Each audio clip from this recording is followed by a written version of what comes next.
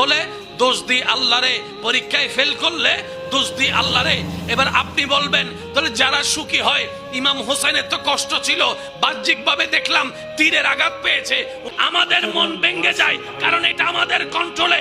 যারা মুমিন হয়ে যায় আল্লাহর রহমত তাদের মনকে ভাঙতে দেয় নাই বলে তারা সুখে থাকে। বলেন তার সময়, আপনার পাওয়ার সময়, আপনার নিয়ামত অর্জনের সময় খুব কাছে চলে আসছে, খুব কাছে চলে আসছে, খুব কাছে চলে আসছে। মনে রাখবেন ভাইয়েরা, পৃথিবীতে নবী রসুলের মত জীবনের দুঃখ আসলে নবী রসুলের কথা মনে করবেন, দেখবেন মনে একটা সাহস চলে আসবে। ভাই সুবহানাল্লাহ কি বলা যাবে না?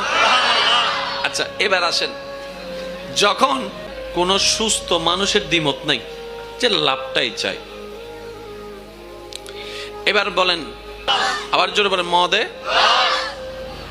পরিশ্রম করে ইনকাম করলে লাভ, সুদ খাইলে লস, এতটুকু কি বুঝ আমাদের আছে? এবার বলেন, কেউ যদি জেনে শুনে সুদে যায় তাকে বুদ্ধিমান বলা যাবে না। কেন? ব্যবসায়িকদের একটা যদি লাভটাই না আসে, তাহলে আমার যদি কমে থেকে যায়, আমার সংসারে বিল দেওয়া, খরচ দেওয়া, বাজার করা আমার পক্ষে সম্ভব হবে না, আবার নতুন করে মাল তোলাও সম্ভব হবে না। ব্যবসায়িক ভাই চিন্তা করে কি, আমি 10 টাকার জিনিস কিনলাম, কিন্তু বুদ্ধিমান কারা? যারা ব্যবসাটা করে বুদ্ধি দিয়ে। এবার বলেন, আপনার এলাকায় অনেক ব্যবসায়ী আপনার জানার মধ্যে আছে যারা একটা ছোট দোকান থেকে শুরু করে এখন 3-4টা দোকানের মালিক হয়েছে, আছে না না? শুরু করে কাজ থেকে শুরু করে এখন বিল্ডিং এর মালিক হয়েছে, আছে না নাই? ব্যবসায়িক একটা পলিসি আছে, আর এই কথায় কোনো সুস্থ মানুষের মাথাওয়ালার কোনো দ্বিমত থাকতে পারে না। এবার চলেন আমাদের জীবনের ব্যবসাটা একটু খেয়াল করি। আমাদের একটা জগতের নাম দুনিয়া, আর একটা জগতের নাম আখিরাত। দুনিয়া কিছুদিন পরে শেষ হয়ে সুখ অনন্তকালের। এইবার আপনি আপনাকে, আমি আমাকে প্রশ্ন করি, উত্তর দেওয়ার দরকার নেই।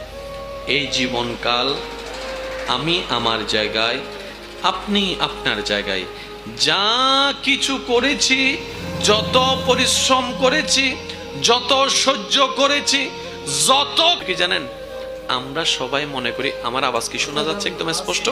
আমি একটু আস্তে আস্তে বলবো আজকে, সেজন্য একটু খেয়াল করবেন।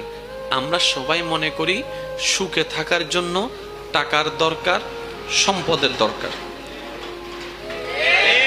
সুন্দর একটা জীবনের জন্য টাকার দরকার, সম্পদ।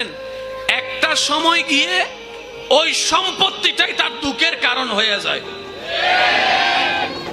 ছেলে মেয়ে পর্যন্ত মা বাবাকে ঘর থেকে বের করে দিচ্ছে এই সম্পত্তির কারণে। তখন বাবা চিন্তা করে, কিরে এই সম্পত্তি আমি কামাইছি তো সুখে থাকার জন্য, আজকে দেখি এই সম্পত্তি নিয়ে আমার ছেলে ছেলে মারামারি। আমি কি করলাম, আমি কি করলাম? আমি তো এখন শান্তির খুঁজে তাদেরকে অশান্তিতে ঠেলে দিছি। সবচেয়ে বেশি মামলা হচ্ছে জাগার, আর মামলা দেয় নেওয়ালাকে বাহিরের মানুষ খুব কম, নিজের রক্তের মানুষের মামলায়। বাড়ির অপর নাম সুখ না দুঃখ, ব্যবসার অপর নাম সুখ না দুঃখ।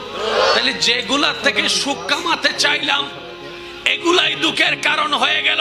তাহলে প্রত্যেকটা মানুষের সুখের তো দরকার, সুখটা পাবে কোথায়? মনে রাখবেন, জেনে রাখবেন, বুঝে রাখবেন, টাকা পয়সা দিয়ে ক্ষুধা নিবারণ করা যায়, সুখ পাওয়া যায় না।